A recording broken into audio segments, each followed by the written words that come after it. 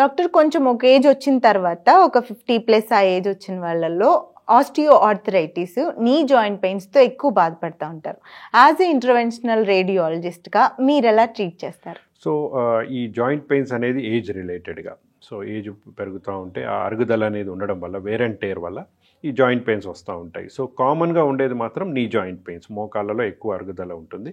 But కొందరు patients ఏంటంటే ఈ పెయిన్స్ అనేది ఈవెన్ అదర్ జాయింట్స్ అంటే ఎల్బో జాయింట్, షోల్డర్ జాయింట్, అట్లానే నకల్స్, సో వీటిలన్నిటిలో కూడా పెయిన్స్ అనేది ప్రజెంట్ చేస్తారు. సో ఇది ఆటో ఇమ్యూనిటీ ప్రజెంట్ చేస్తారు.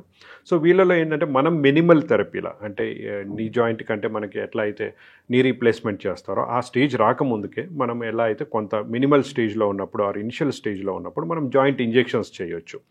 సో దాంట్లో స్టీరాయిడ్స్ ఇంజెక్షన్సే కానీ లేకపోతే బ్లడ్ ప్లాస్మా ఇంజెక్షన్సే కానీ ఇంజెక్ట్ చేయడం వల్ల కొంతవరకు ఏంటంటే రిలీఫ్ ఇస్తుంది. అండ్ పేషెంట్కి కూడా ఆ సెల్ఫ్ ప్లాస్మా ఇంజెక్ట్ చేసినప్పుడు కొంత రిపేర్ అనేది అవుతుంది అక్కడ. సో ఆ జాయింట్స్లో ప్లాస్మా ఇంజెక్షన్ చేసినప్పుడు అవును, సో ఈ పిఆర్పి ఇంజెక్షన్స్ పేషెంట్స్ బ్లడ్ తీసి దాంట్లో నుంచి ప్లాస్మా ప్రిపేర్ చేసి పిఆర్పి అంటాం దాన్ని, మనకి ఆ జాయింట్స్లో ఇంజెక్ట్ చేస్తాం. అది నీ జాయింట్లో కానీ అదర్ జాయింట్స్లో కానీ ఇంజెక్ట్ చేసినప్పుడు కొంతవరకు రిపేరింగ్ అనేది ఇట్ విల్ హెల్ప్ అనమాట. సో అలా హెల్ప్ అయినప్పుడు కొంతవరకు ఈ స్టేజ్ అనేది కొంతవరకు మనం ప్రివెంట్ చేయగలుగుతాము. ఆర్ ఇనిషియల్ స్టేజెస్లో ఉండే వాళ్ళకి ఈ మినిమల్ ప్రొసీజర్ ద్వారా వాళ్ళకి కొంత రిలీఫ్ అనేది వస్తుంది.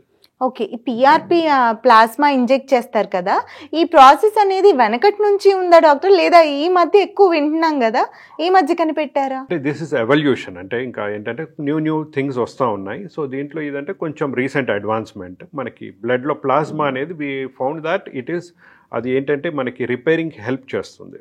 So and new cells form చేస్తుంది. సో ఇదేంటంటే మనం ఈ ప్లాస్మా సెల్ఫ్ బ్లడ్ మన పేషెంట్ బ్లడ్డే తీసి దాంట్లో నుంచి ప్లాస్మా ప్రిపేర్ చేసి సెల్ఫ్ జాయింట్లో ఇంజెక్ట్ చేస్తాం. చేసినప్పుడు ఏంటంటే అది రిపేర్కి హెల్ప్ చేస్తుంది. It's a newer advancement.